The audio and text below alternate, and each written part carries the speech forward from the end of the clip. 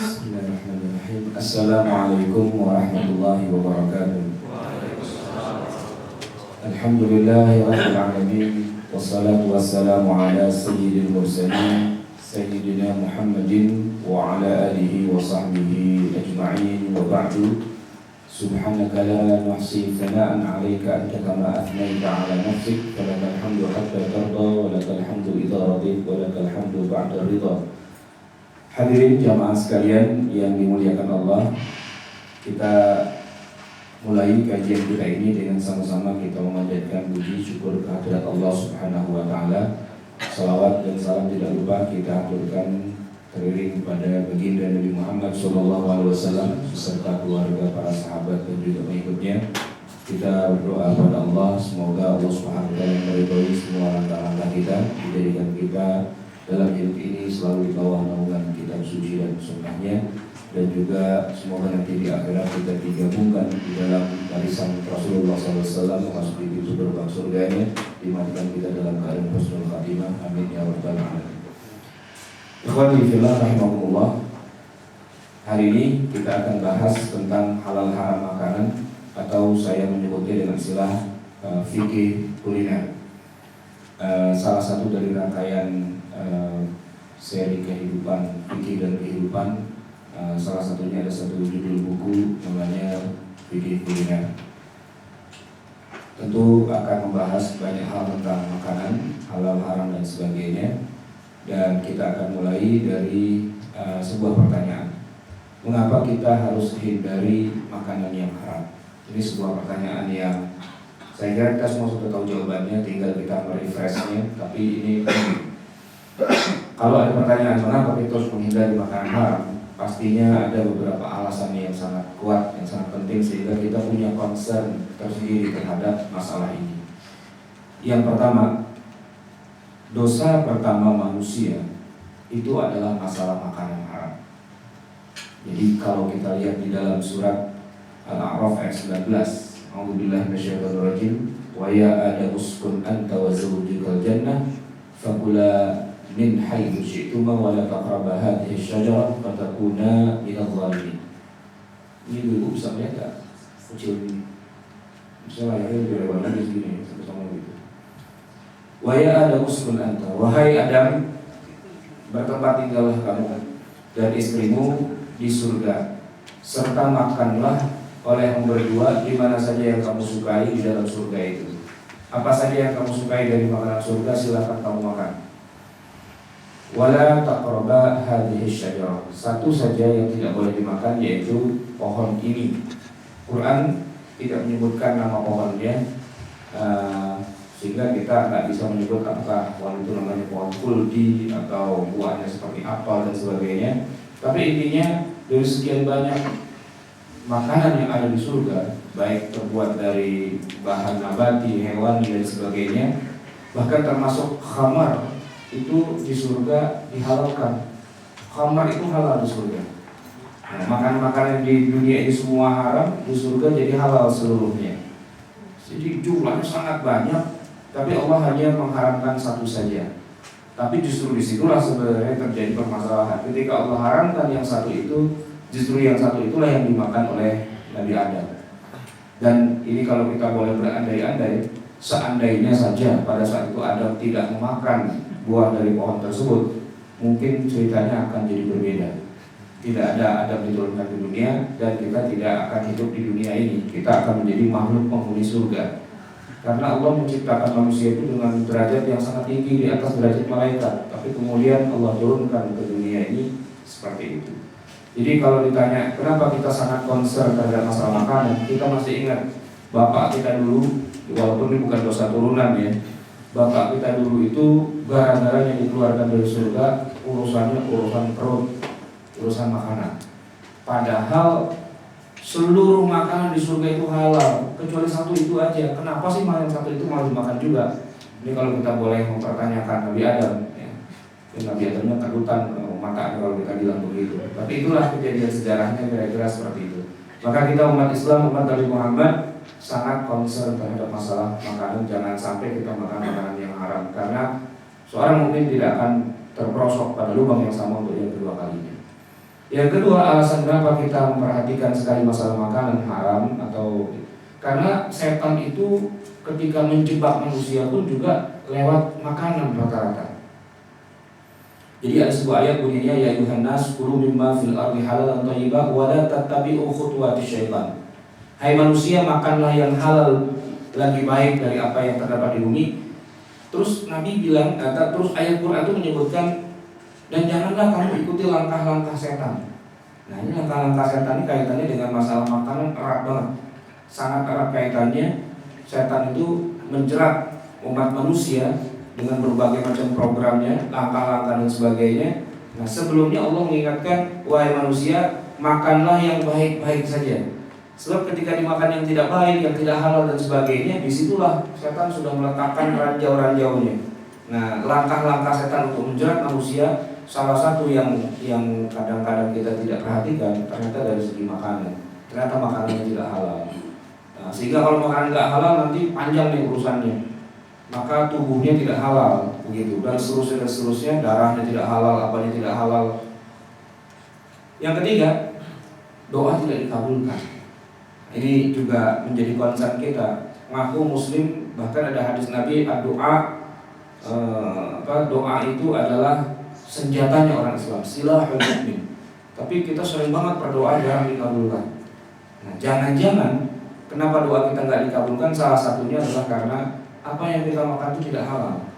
Ya, mungkin tanpa sepengetahuan kita, atau malah kita tahu dan kita sikat juga. Nah, maka doa yang tidak dikabulkan itu banyak penyebabnya. Salah satu yang paling sering adalah karena makanannya tidak halal. Ada sebuah hadis yang bunyinya, Nabi bercerita tentang seorang yang lusuh berdebu, mengangkat tangannya ke langit sambil berdoa, ya Tuhan, ya Tuhan, sedangkan makanannya haram, minumannya haram, pakaiannya haram, dan diberi gizi yang haram, bagaimana mau dikabulkan doanya? Ini hadis yang diriwayatkan oleh Imam Muslim. Nomor 4, santapan neraka itu adalah daging yang sumbernya dari makanan yang haram. Daging kita, daging manusia. Kalau di dalam Al-Quran disebutkan waquduhan nasu, neraka itu bahan bakarnya bukan nuklir, tapi bahan bakarnya daging manusia. Waquduhan nasu wal hijarah, dan batu-batuan, bahan bakar neraka. Nah, bahan bakar neraka itu daging manusia atau tubuh manusia. Salah satu penyebab diantaranya adalah karena daging itu tumbuh dari makanan yang haram. Ada sebuah hadis bunyinya, ayyuma 'abdin nabata lahmuhu min suhtin fannaru aula bihi. Siapa yang dagingnya tumbuh dari makanan yang haram, maka neraka lebih pantas baginya. Hadis riwayat Imam Tirmidzi. Jadi kalau kita mau nanti buahkan neraka, ya sudahlah, cuek aja dengan urusan makanan, kira-kira begitu. Dan yang terakhir, makanan yang halal yaitu mencegah penyakit. Ada sebuah ayat Quran yang sering kita baca, bunyinya fakuluhu hani'am mari'ah. Maka makanlah pemberian itu niscaya menjadi obat yang menawarkan. Jadi makanan kita itu harusnya kalau halal itu akan menjadi obat kita. Saya sering nonton acara televisi judulnya Ghidai Dawai, makananku adalah obatku. Disiarkan dari Saudi Arabia di Jeddah. Nama televisinya Iqra, televisi Iqra. Itu seorang ulama, tapi kebetulan dia juga dokter.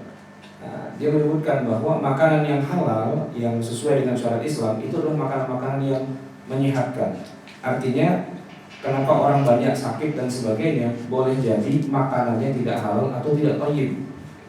Nah, kalau seorang muslim yang wa'i, yang betul-betul melek, dia tahu halal haram, tahu mana yang thayyib, mana yang tidak thayyib, dia tidak akan kena kemadharatan dari makanan yang dia makan itu sendiri.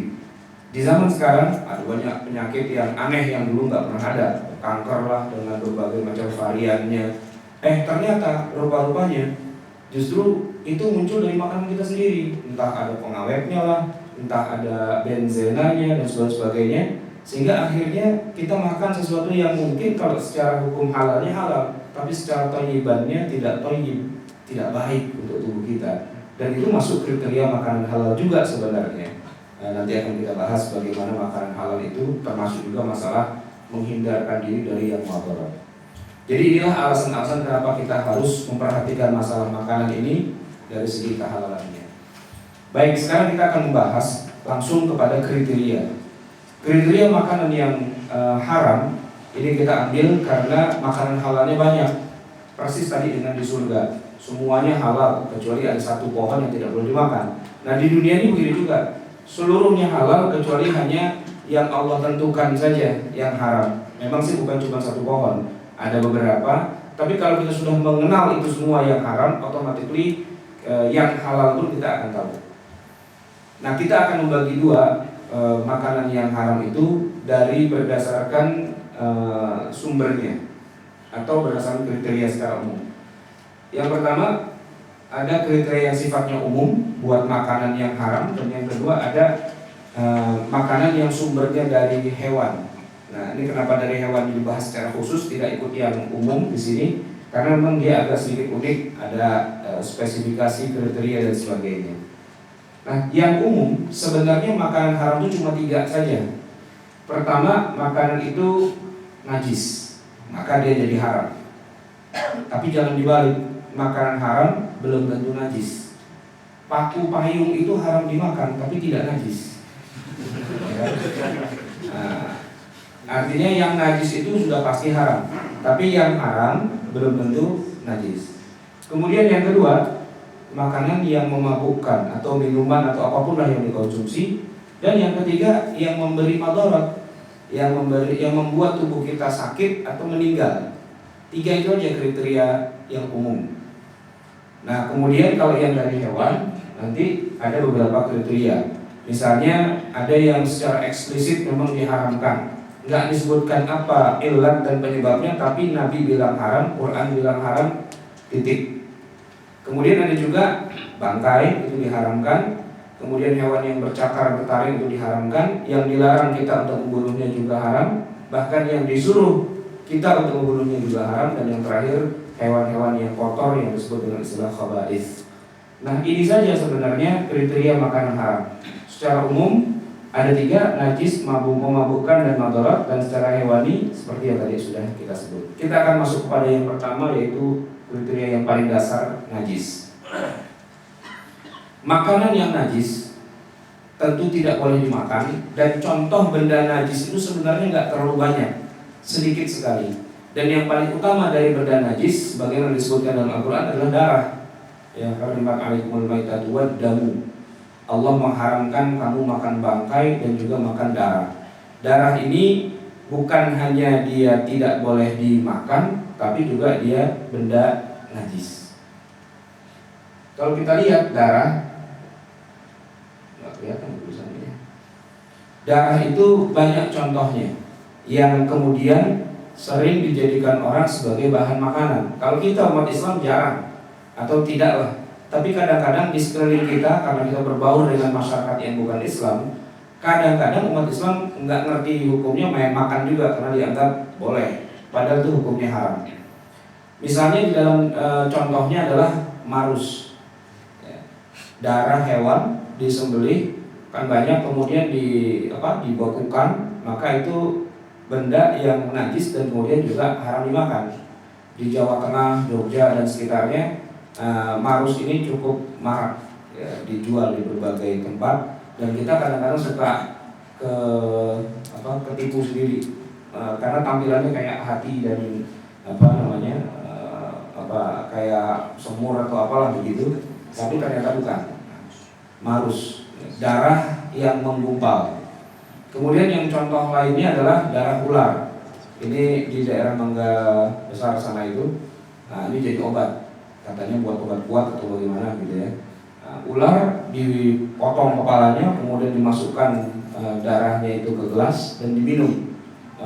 Kadang-kadang katanya berbau anir sehingga dicampur dengan arak, dengan wine. Ya dua-duanya udah haram lah. Kemudian yang ketiga, lawar. Ini adanya di Bali. Lawar itu kayak gini gambarnya. Dia itu seperti urat. Nah, urat tentu saja halal, ya. Tapi yang membuat dia jadi haram adalah dikasih saus, dan sausnya itu darah. Nah, sausnya darah. Kalau lawar babi berarti darahnya darah babi. Kalau lawar ayam, darahnya darah ayam. tapi dua-duanya adalah benda najis, maka itu haram hukumnya. Dan yang kemudian ada sosis darah, ini nggak ada di Indonesia, tapi adanya saya baca di Inggris ini ada. Jadi sosis bentuknya begini, nah, cuma dia ini isinya terbuat dari darah. Kemudian yang ada lagi contoh yang lain, ini ada di Taiwan, kue darah babi, ya, dibuat dari darah babi, ya, dibuat jajanan anak-anak SD di sana. Kalau cara kita di sini cimol apa gitu ya, cireng atau apa kayak gitu. Nah itu semua adalah haram karena dia terbuat dari darah, dan darah itu hukumnya najis dan haram untuk dimakan. Yang lain adalah air kencing. Ya, air kencing itu juga haram untuk dikonsumsi, walaupun ada orang mengatakan ada terapi urin misalnya. Nah, terapi urin ini belum terbukti secara ilmiah di dalam dunia kedokteran, tapi yang jelas Allah tidak menurunkan obat kecuali yang halal saja. Nah, kalaupun dia bisa menyembuhkan, itu lain urusan. Tapi Allah menurunkan obat yang halal, yang dengan itulah kemudian orang-orang Islam ini berobat. Jadi urin itu kadang-kadang diminum, gitu. Katanya untuk obat apa, bengek atau apa gitu ya. Air kencing. Entah air kencing hewan atau air kencingnya sendiri, saya lupa. Kemudian ada lagi tinja, ya kotoran. Kalau manusia sih mungkin nggak makan kotoran manusia, tapi kotoran hewan kadang-kadang dimakan juga. Nah, kotoran hewan itu adalah segala yang keluar dari perutnya hewan. Mungkin kalau tai kebo, tai sapi kita nggak makan. Tapi yang kopi luwak, nah itu adalah kotorannya. Ini adalah contoh dari hewan luwaknya. Kalau luwaknya sih mungkin nggak masalah, gitu, asal dia nggak termasuk kriteria hewan yang diharamkan. Tapi nya, nah, ini benda najis. Nah, konon kabarnya dulu waktu masih zaman Belanda, di negeri kita banyak perkebunan kopi. Nah, kemudian di antara hama kopi itu adalah hewan ini, luwak ini. Nah, luwak ini dia punya kemampuan untuk memilih mana kopi yang paling bagus, mana yang tidak bagus. Dia hanya makan yang bagus saja. Cuma tidak tercerna dengan baik di perutnya. Nah, begitu dia buang air, nah itu adalah kopi yang sudah terpilih, yang kemudian diproses lagi dan akhirnya menjadi kopi luwak yang katanya enak banget gitu. Cuma jangan tertipu juga dengan istilah kopi luwak yang cuma mereknya. Ada juga mereknya kopi luwak, tapi dia bukan kotorannya luwak. Itu banyak kejadian seperti itu. Yang haram atau yang najis itu adalah yang memang dari hasil perutnya si luwak ini. Nah, sementara kalau cuma namanya saja kopi luwak atau kopi kapal api, ya boleh lah. Ya, kopi terbuat dari kapal api, ya enggak, cuma mereknya kapal api. Sama dengan susu beruang. Susu beruang itu enggak najis, boleh diminum. Walaupun beruangnya enggak boleh gitu ya. Beruangnya kan hewan buas, susunya pun kalau memang itu susu beruang betulan, itu enggak boleh. Tapi karena ini cuma mereknya saja, lagian mana ada beruang diperes susunya. Ngamuk beruang. Saya juga agak bingung dulu ketika mendengar istilah susu kuda liar. Kuda liar di hutan lagi lari-lari kita peres susunya. Emang mau dia diperes? Ternyata bukan kuda liar dalam arti dia tinggal di hutan. Cuma kuda itu dilepas di ranch gitu ya, di satu peternakan yang tidak dikandang-kandangin gitu. Tapi bukan liar, ada yang punya gitu. Kemudian yang berikutnya adalah nanah, kemudian muntah dan mazi atau wadi. Nah, itu semua adalah benda-benda najis yang kalau dimakan hukumnya tidak boleh. Itu benda najis. Kemudian kriteria yang kedua adalah benda yang memabukkan. Apa saja yang membuat kita mabuk, maka itu hukumnya haram. Ya, memabukkan itu kalau kita lihat kriterianya dari definisinya, definisi mabuk adalah hilangnya akal sehat. Jadi istilah mabuk dalam bahasa Arab itu disebut dengan iskar, ya, atau sakaro. Sakaro yuskiru, ya, bukan sakau, ya, sakaro. Hilangnya akal sehat. Artinya kalau orang makan durian kebanyakan 3 biji dia makan sendirian, mungkin pusing atau mungkin sakit perut atau mual, tapi nggak disebut sebagai mabuk. Kenapa? Karena yang namanya mabuk itu beda dengan orang yang mual atau pusing. Mungkin ada orang nggak pernah naik kapal laut, tiba-tiba ke Ancol naik perahu, gitu. Ada ombak gocrak-gocrak, kemudian muntah-muntah, di orang sebut ini mabuk laut. Nah itu bukan mabuk yang dimaksud. Atau ada orang kampung nggak pernah naik mobil, tiba-tiba naik mobil gitu. Baru juga 20 meter, muntah, gitu. Nah itu juga nggak disebut dengan istilah iskar atau memabukkan. Yang dimaksud dengan mabuk itu adalah hilangnya kesadaran akal sehat. Sehingga kalau para ulama membuat ilustrasinya begini, seorang suami ketika pulang ke rumahnya, dia nggak bisa bedakan mana istrinya, mana ibunya, mana pembantunya. Nah itu namanya mabuk. Artinya dia nggak bisa bedakan, akal sehatnya nggak berjalan. Nah, itu definisinya. Dan kemudian kalau kita kaitkan dengan mabuk ini dengan nama bendanya, semua benda yang memabukkan kalau dikonsumsi maka itu disebut dengan istilah khamr. Tidak peduli dari bahan apa dia terbuat, ya. Yang penting dia memabukkan, alkohol atau bukan alkohol nggak penting, ya, nggak penting. Sebab ini bisa diminum, caranya diminum atau dimakan atau dihisap ataupun disuntikkan dan sebagainya. Bukan masalah alkoholnya. Jadi khamr bukanlah alkohol, dan alkohol pun belum tentu khamr. Kemudian dari segi identifikasi, bagaimana kita bisa mengidentifikasi makanan itu khamr atau bukan? Apa kriteria dan apa batasannya? Tentu saja tadi batasannya adalah orang itu mabuk apa enggak. Tapi sekarang pertanyaannya, bagaimana mengetahui makanan atau minuman ini memabukkan atau tidak? Tadi saya katakan nggak ada kaitannya dengan alkohol. Artinya khamr itu bukanlah definisinya makanan yang mengandung alkohol, enggak. Sebab nanti banyak benda-benda yang memabukkan ternyata tidak ada alkoholnya. Ganja yang dihisap itu kan nggak ada alkoholnya. Ya, kemudian pil koplo itu kan tidak mengandung alkohol, tapi dia memabukkan. Nah, jadi batasannya apa? Batasannya adalah dengan menggunakan tes mabuk. Tes mabuk. Tes mabuk itu apa? Tes mabuk itu begini. Ada ahli medis dan juga ulama. Ahli medis dan ulama duduk bareng. Kemudian ada sejumlah relawan. Relawan inilah yang nanti akan minum atau mencicipi benda tersebut. Nah, anjurannya para relawan ini belum pernah mabuk, ya, syaratnya. Jadi kalau yang mau ngetes itu memang tukang mabuk, ya, nggak ngaruh gitu nanti. Kalau udah 3 botol juga biasa-biasa aja, malah makin seger. Jadi dia belum pernah mabuk dan jumlahnya jangan cuma 1 orang, ya beberapa orang lah, misalnya 5 atau 10 orang. Dan diutamakan yang non muslim. Kenapa yang non muslim?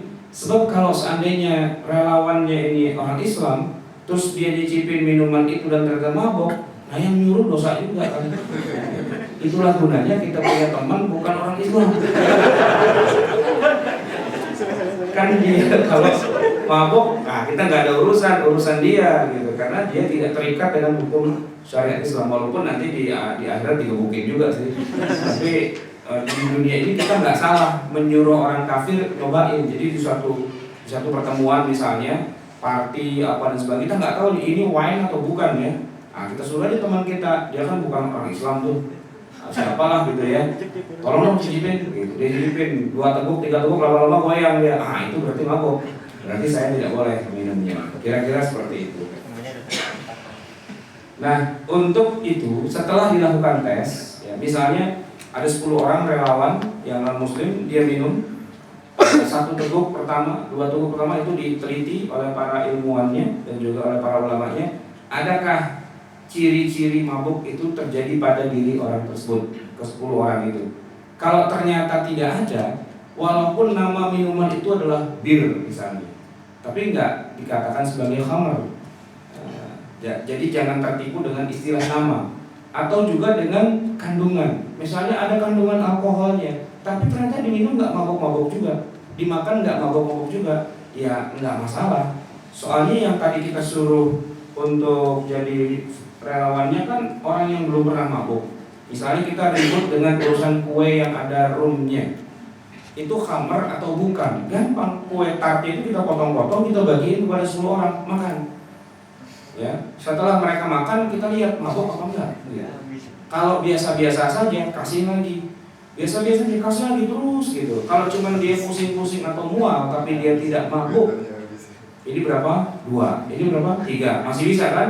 Ini ada garis lurus, suruh jalan dia. Kayak polisi kalau lagi ngetes pengendara itu mabuk apa enggak, suruh jalan. Kalau dia goyang, oh berarti mabuk. Tapi kalau biasa-biasa saja, cuma mungkin sakit perut kebanyakan misalnya, nggak masalah gitu.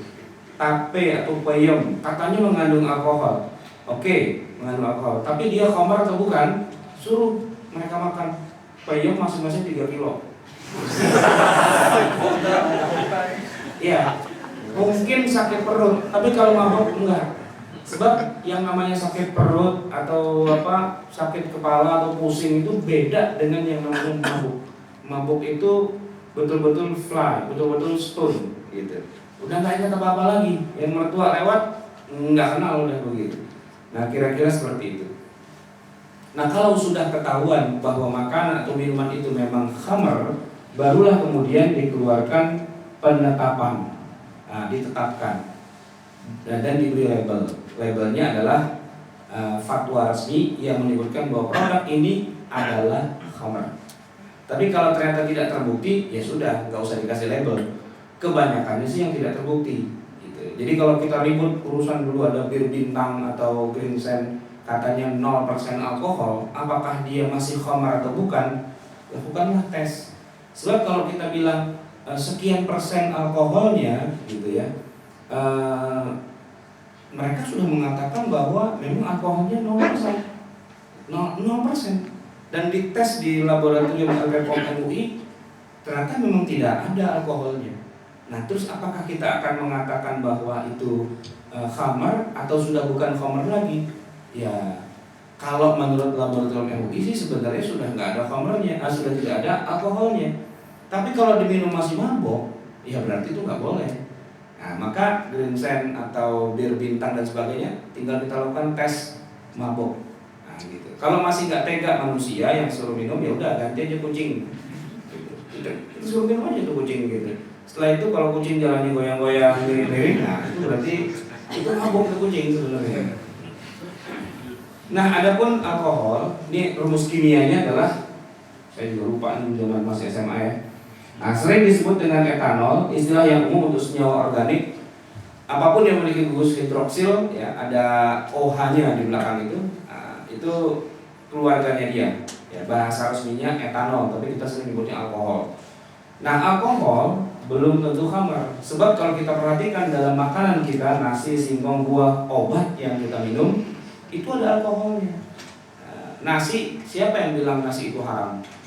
Nggak ada, apalagi nasi dipuli. Masa dibilang haram?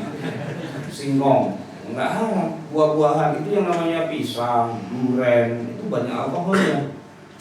Obat-obatan pun begitu juga. Tapi majelis ulama membolehkan obat-obatan yang di bawah 1% atau 2% alkohol masih boleh. Artinya alkohol tidak lantas otomatis menjadi khamar. Nah begitu. Sementara kita balik, khamar belum tentu alkohol. Karena sabu, ganja, putau, ekstasi, dan pil, koplo, dan sebagainya itu adalah khamar. Karena kalau dimakan, dikonsumsi, disuntikkan, orang akan teler, akan stone, akan mengalami iskar, mabuk. Tapi coba kita perhatikan sabu atau ganja. Ganja itu nggak ada kandungan alkoholnya, gitu. Dan ganja itu baru bisa memabukkan kalau teknik menggunakannya adalah dibakar, asapnya dihisap. Nah kalau daun ganja masih muda di sayur nggak mabuk. Nah kalau nggak mabuk ya nggak haram. Bukannya kalau ganja tuh sekali haram tetap haram, seterusnya haram dari awal sampai akhir, enggak. Sebab khamar di masa Rasulullah itu kan terbuat dari buah anggur. Anggur itu waktu masih ada di pohon ya boleh dimakan, kecuali punya orang itu nggak boleh. Anggur yang matang itu dimakan boleh. Kemudian kalau dia sudah diperas jadi sari buah tetap masih boleh.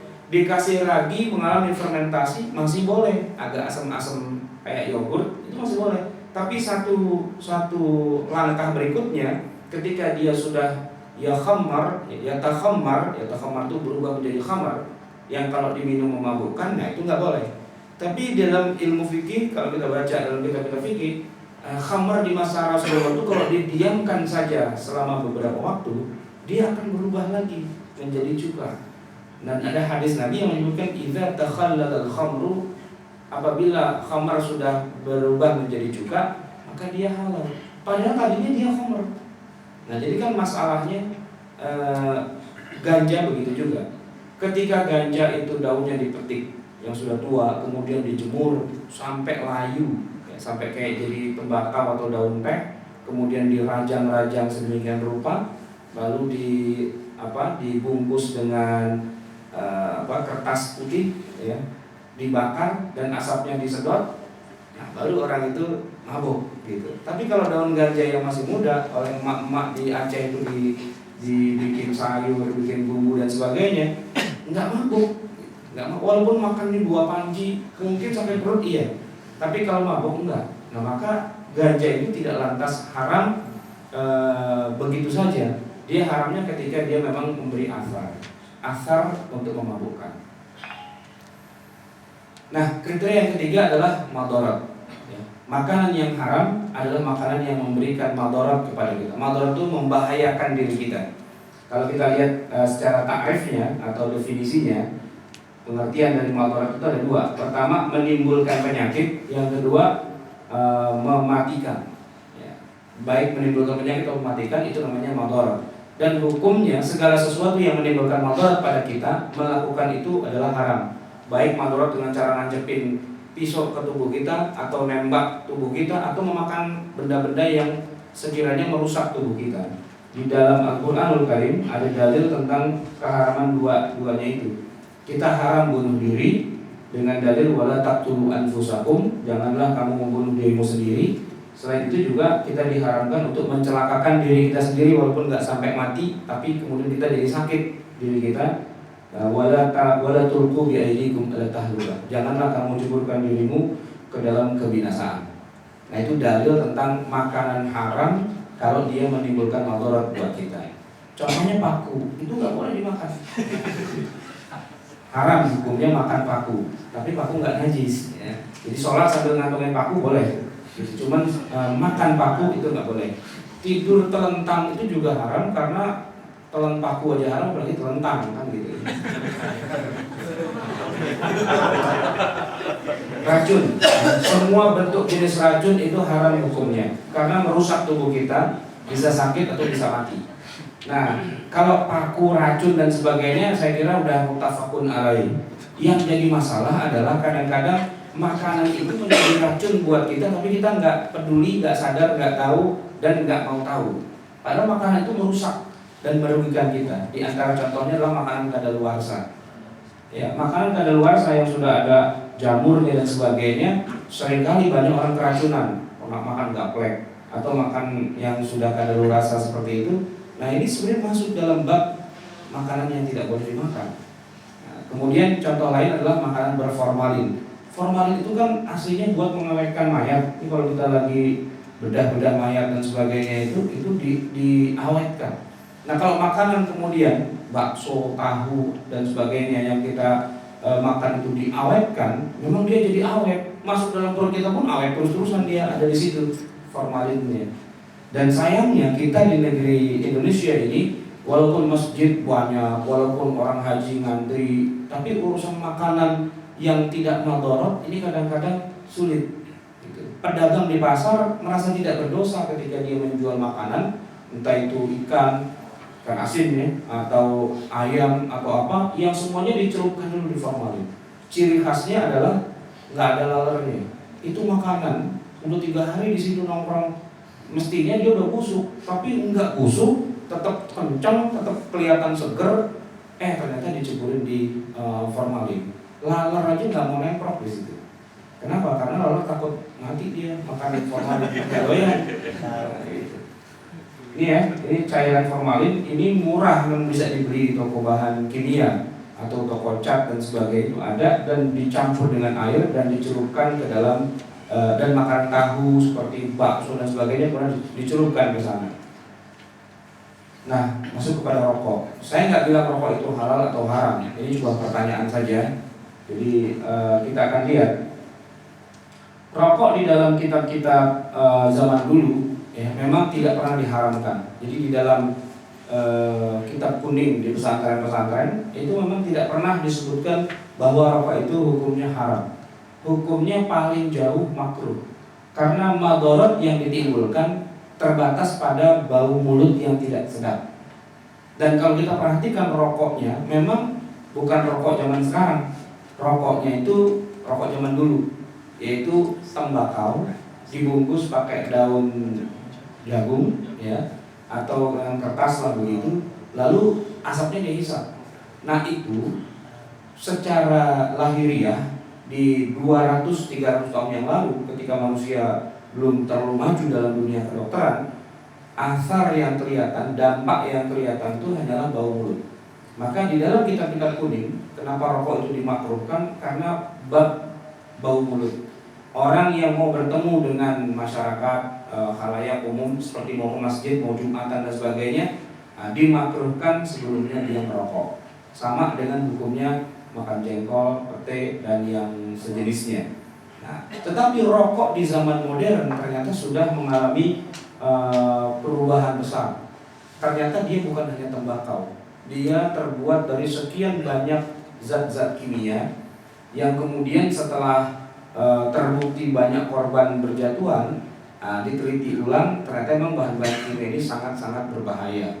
Bahkan lebih berbahaya dari makanan-makanan yang tadi saya katakan berkadaluarsa dan sebagainya. Ada satu kajian yang membahas tiap satu batang rokok ini ternyata sebatang rokok itu kaya dengan bahan untuk cat, kemudian ada metanol, itu bahan bakar roket, kemudian ada kadmium, bahan baku baterai, batu baterai itu batu baterai yang udah habis, kalau kita ketok-ketok pecah tuh ada hitam-hitamnya. Nah itu hitamnya kita tumbuk-tumbuk, campurin beras, kasih ayam, langsung isdet ya. Kemudian ada butane, itu bahan cairan korek api. Kemudian juga ada metane, limbah gas di beberapa kalau kita jalan di Pantura itu dari sini ke Cirebon, nanti kita akan lihat di kanan kiri jalan itu ada api yang nyala gede banget. Itu gas beracun yang keluar dari bumi yang kalau nggak dibakar bisa meracuni orang sekitarnya, maka harus dibakar. Nah itu salah satu limbah gasnya seperti itu. Kemudian juga ada nikotin yang itu menjadi bahan baku untuk membunuh serangga. Kalau petani kita tuh mau bunuh wereng dan sebagainya itu, nah itu pestisidanya terbuat dari bahan nikotin. Kemudian juga ada arsenik. Kita hafal arsenik adalah racun yang sangat mematikan, yang kalau kena tangan pun tangan kita akan melepuh. Dan yang paling fenomenal bahwa sebatang rokok itu juga terbuat, salah satu di antara bahan bakunya adalah amonia, pembersih udara. Maka dengan kondisi yang seperti ini, hukum rokok berubah. Ya, kalau rokoknya lintingan simbah-simbah kita yang di kampung itu, yang dilinting sendiri, jatuhnya cuma makruh, oke. Karena memang tidak mengandung benda-benda yang seperti ini, tidak mengandung racun-racun yang mematikan. Tapi dengan yang ada seperti ini, sudahlah. Hasilnya kira-kira seperti ini. Ya ada rambut rontok, ada katarak, ada kanker hidung, ada kanker rahim, ada kanker lidah, mulut, kelenjar, tenggorokan, kerongkongan dan sebagainya. Yang intinya adalah manusia menghancurkan diri sendirinya ketika dia merutinkan rokok itu. Tapi masalahnya adalah kembali kepada tadi kesyubhatannya. Kalau orang makan paku payung, ya, makan telentang, itu kan langsung meninggal. Masalahnya rokok tuh nggak begitu disedot langsung meninggal, gitu. Dia mengalami akumulasi yang panjang, yang jauh begitu, sehingga kalau orang sudah kecanduan, barulah kemudian dia merasakan. Saya punya tetangga di sini, beliau waktu saya masih kecil itu guru saya sebenarnya. Sehari itu tidak bisa kurang dari 2 bungkus Jisamsu. Satu bungkusnya kan 12 batang. Berarti kalau 2 bungkus itu 24 batang sehari. Berarti 1 jam itu dia 1 batang. Nah gitu. Nah sekarang dalam kondisi stroke, ya, nggak bisa ngomong. Kemudian alhamdulillah berhenti total. Saya bilang coba berhentinya 20 tahun yang lalu gitu ya, maka tidak akan sampai seperti ini. Dan biasanya begitu memang. Mereka yang tadinya yang tadinya perokok berat itu kalau diajak ngomong tentang rokok itu biasanya enggak lah, itu cuma data-data bohong aja. Tapi kalau sudah kena stroke, sudah kena jantung, sudah kena apa, baru kemudian berubah gitu, fatwanya menjadi haram. Tadinya enggak, sekarang jadi haram gitu. Kenapa? Karena sudah merasakan. Baik, waktu kita tinggal sedikit, tentang hewan-hewan saya akan bahas secara cepat saja. Kriteria hewan yang diharamkan itu ada beberapa hal. Yang pertama adalah yang diharamkan secara eksplisit di dalam Al-Quran.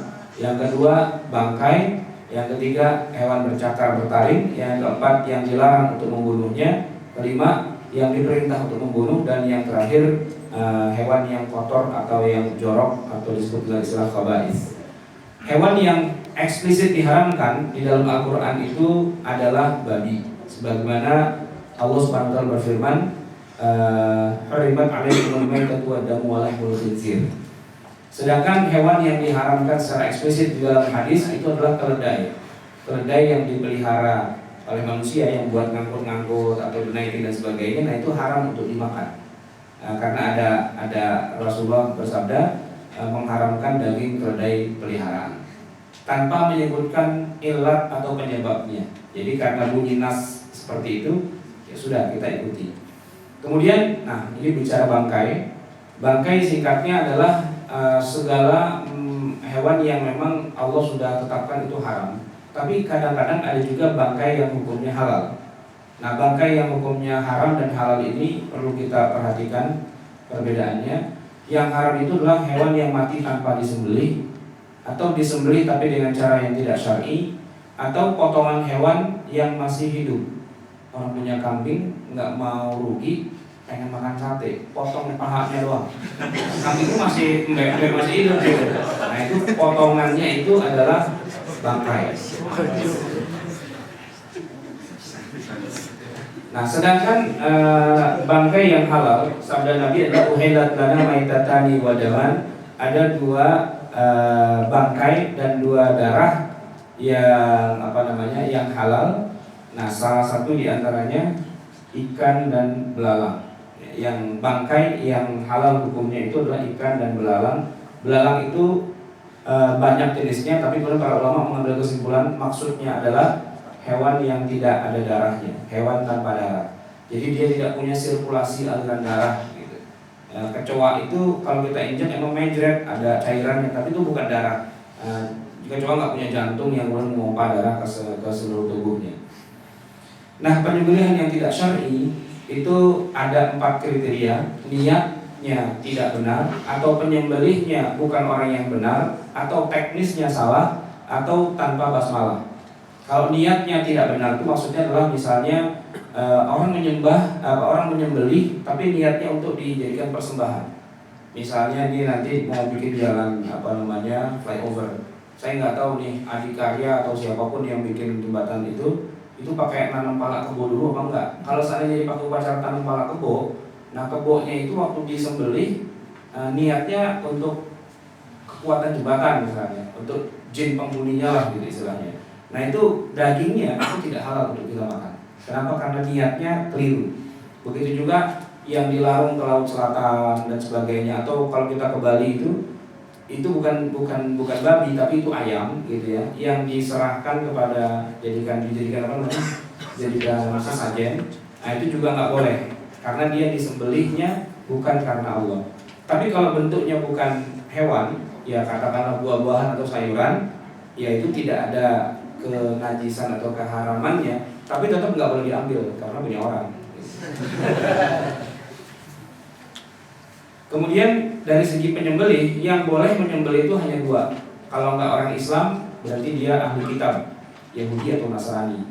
Sedangkan pemeluk agama selain Islam, Yahudi, Nasrani, kalau dia menyembelih, hukumnya tidak boleh walaupun dia baca bismillah.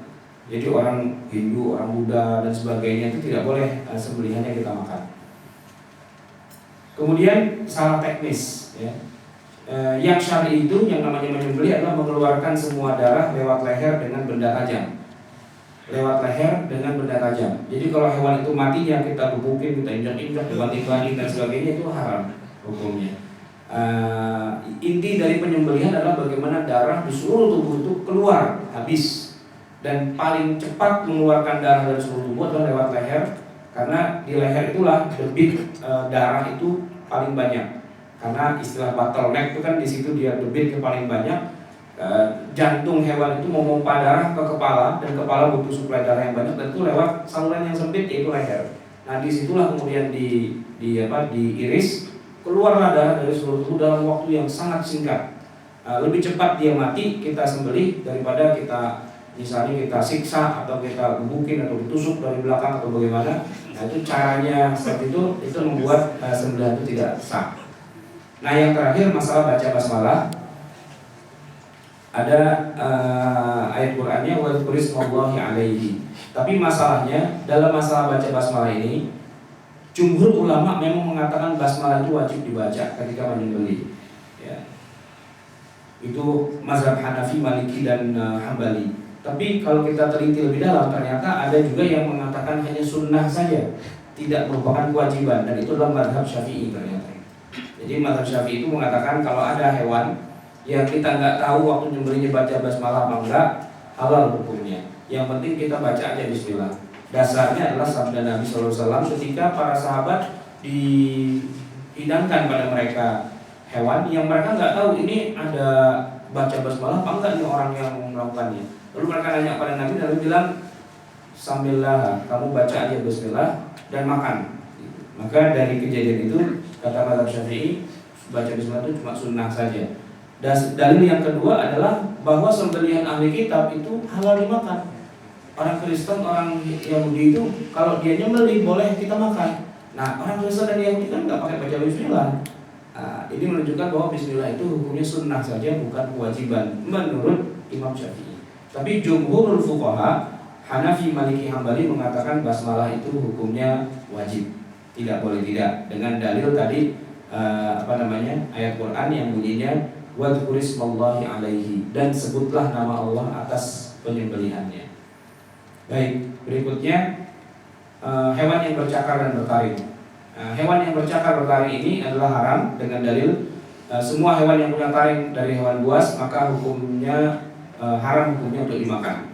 Tapi cakar dan taring itu maksudnya adalah hewan ini memang makannya hewan lain, memangsa hewan lain yang dia bunuh dengan menggunakan taring atau dengan cakarnya. Bahwa ada hewan yang punya gigi taring, namanya gigi taring, tapi dia tidak menggunakan taringnya untuk membunuh mangsanya, maka itu bukan termasuk hewan buas. Atau juga ada unggas ayam gitu, kan dia punya cakar juga itu.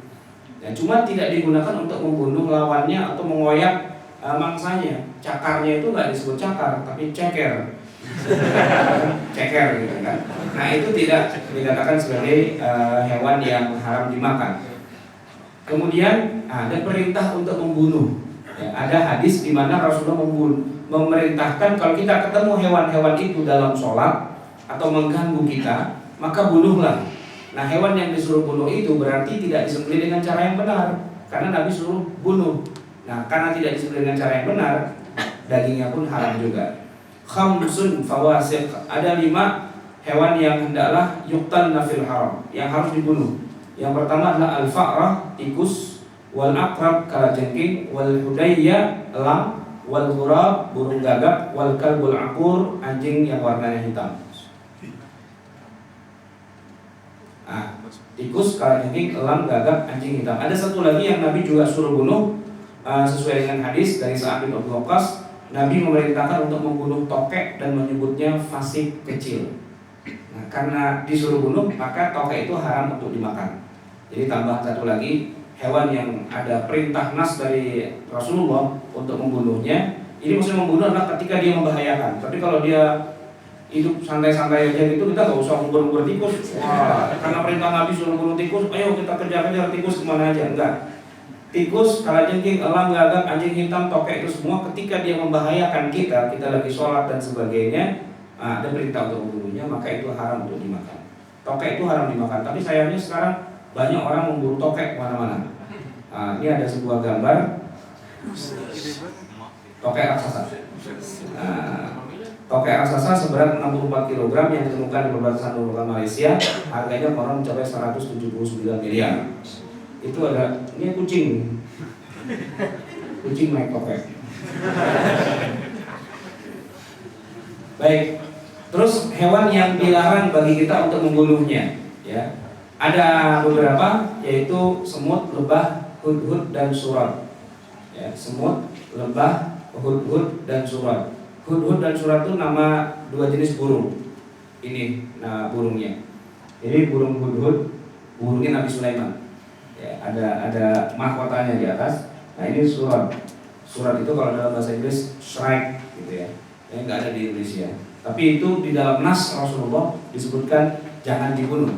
Nah maka ya kita tidak boleh membunuhnya, maka kita tidak boleh juga memakan dagingnya. Lagian semut dagingnya mau dimakan gimana?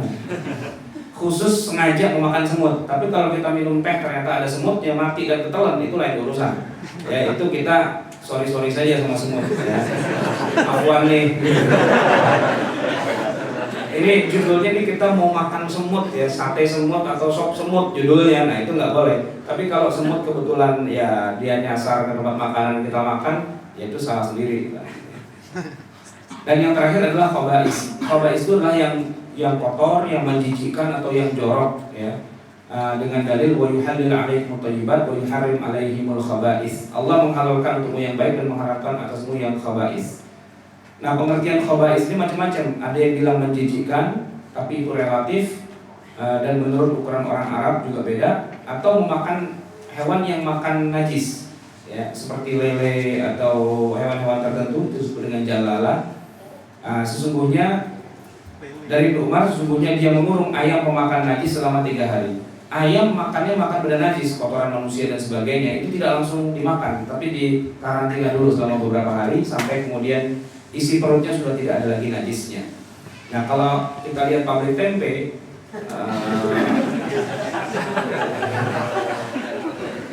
itu kan menjijikkan, ya, menjijikkan. Dan kalau betul-betul kita masuk ke dalamnya dan melihat bagaimana mereka melakukan proses, tempe itu bukan cuma diubah-ubah tapi diinjak-injak, ya, dan keringatnya semuanya jatuh ke sini. Baik suaminya ataupun bininya sama juga, gitu. Nah itu kita insya Allah dalam waktu 2 atau 3 hari nggak doyan makan tempe. Nah, tapi setelah itu lain lagi urusannya. Nah ada beberapa hewan yang sering ditanyakan, yaitu hewan 2 alam. Tapi kalau waktu itu sudah habis, insya Allah mungkin dilanjutkan pada waktu berikutnya atau gimana? Atau terusin aja dikit lagi ya. Ada khilaf di antara ulama tentang hewan yang hidup di 2 alam, apakah halal atau tidak halal. Jumhur ulama sebenarnya tidak mengharamkan hewan amfibi karena tidak ada dalil yang sahih. Cuma memang mazhab Syafi'i mengharamkannya. Ya. Kalaupun ada hadis tentang haramnya hewan amfibi, itu hadis yang dhaif, hadis yang lemah. Tapi kenapa mazhab Syafi'i mengharamkannya? Begini. Jadi mazhab Syafi'i mengharamkan hewan yang hidup 2 alam karena berangkat dari sebuah pemahaman bahwa bangkai hewan laut itu halal. Semua hewan yang hidup di laut, kalau dia mati jadi bangkai, hukumnya halal. Tadi contohnya ikan. Tapi sebenarnya bukan hanya ikan, pokoknya semua hewan laut. Dan laut itu terkait juga dengan ikan air tawar juga. Jadi empang, kemudian danau, kali dan sebagainya itu ikan. Pernah nggak kita makan ikan lalu kita sembelih sebelumnya? Ikan, Bismillahirrahmanirrahim, enggak kan? Yang kita makan semua ikan itu adalah bangkai. Karena dia mati aja begitu diserok sama petani atau dipancing mati, itu kan harusnya hukumnya bangkai. Tapi kenapa kita makan ikan? Karena seluruh hewan yang hidup di air itu memang hukumnya halal dan matinya pun kalau jadi bangkai itu halal juga, begitu. Nah kemudian kata mazhab Syafi'i, oke, kalau itu hewan yang memang betul-betul hidupnya di air. Bagaimana dengan hukum hewan yang dia bisa hidup di air dan juga bisa hidup di darat juga? Dia kan separuh hewan air, ya. Jadi kalau dia mati, nah ini masalahnya. Kalau dia mati, boleh nggak dimakan bangkainya? Kira-kira gimana? Ya, ini hewan bisa hidup di darat, sekaligus dia bisa juga hidup di air. Sebagai hewan air, kalau dia mati jadi bangkai, kita boleh makan. Nah, tapi masalahnya dia juga sebagai hewan darat juga. Kalau hewan darat mati kan nggak boleh dimakan. Nah, sekarang mau diberatkan kemana? Sebagai hewan airkah atau sebagai hewan daratkah? Mazhab Syafi'i mengatakan sebagai hewan air dia hanya 50%. Jadi kehalalannya hanya 50%. Kan nggak bisa kita belah dua tuh hewan kan. 50% boleh makan, 50% enggak gitu kan. Ikut yang mengharamkan. Sebagai hewan darat kalau dia mati menjadi bangkai, dia haram juga gitu. Maka hewan yang hidup di dua alam itu kalau mati jadi bangkai itu haram hukumnya. Gitu. Ya, dalil kenapa ada dikatakan bahwa hewan yang amfibi atau hidup di dua alam itu menjadi haram, ikut yang mengharamkannya dan bukan ikut yang menghalalkannya. Tapi dalam kenyataannya ternyata hewan amfibi itu terbatas jumlahnya. Ternyata tidak semua hewan yang mentang-mentang bisa hidup di darat berarti dia hidup di dua alam, enggak juga. Contohnya kepiting. Kepiting ini ternyata bukan hewan amfibi.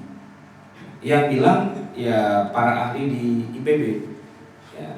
Kenapa? Karena kepiting itu bernafas dengan insang. Ini menunjukkan bahwa dia adalah hewan air, bukan hewan darat. Yang kedua, habitatnya memang di air, baik air tawar atau air asin atau keduanya. Yang ketiga, tidak ada kepiting yang berhabitat di darat. Dan yang pasti tidak mengeluarkan telur di darat, tapi di air. Nah, semua menunjukkan bahwa dari sekian banyak spesies, kalau nggak salah sekitar 50-an spesies kepiting, termasuk yang kita sebut dengan rajungan dan sebagainya, itu semua adalah hewan air. Memang dia bisa main ke darat, tapi kalau dia disuruh tinggal di darat 3 bulan, 4 bulan, meninggal, mati dia. Ya, dia mati. Tapi kalau kepiting di air terus-terusan dia nggak mati. Oh, berarti itu habitatnya adalah air sebenarnya. Dan banyak juga hewan darat yang doyan main di air, tapi kita nggak bilang dia amfibi. Contohnya kuda nil. Kuda nil itu kalau kita lihat di kebun binatang atau di taman safari itu kan mainnya di air melulu. Tapi kita nggak bisa mengatakan bahwa kuda nil itu adalah hewan dua alam. Enggak. Jajalin aja kuda nil kita bawa ke tengah laut sana, kita jorokin. Mati dia, nggak bisa hidup dia di air sebenarnya. Dia cuma suka main di air, tapi dia bukan hewan air. Nah, begitu juga hewan-hewan laut banyak yang bisa ke darat, tapi dia nggak bisa hidup lama-lama di darat. Ikan paus tuh bisa, ya ikan lumba-lumba bisa, atraksi di Ancol. Tapi coba seminggu dah, jangan balik-balik ke air gitu. Matilah dia. Nah, itu menunjukkan bahwa dia sebenarnya adalah hewan air, tapi memang punya hobi jalan-jalan ke darat. Cuma nggak lama-lama. Nah, dari sanalah kemudian para ulama di majelis ulama mengeluarkan fatwa bahwa kepiting itu dengan semua jenisnya halal, karena dia adalah hewan air dan bukan hewan darat atau bukan hewan dua alam. Itu fatwa tahun 2002. Nah, pertanyaan yang kedua adalah masalah bekicot. Ini kan jorok nih, ya.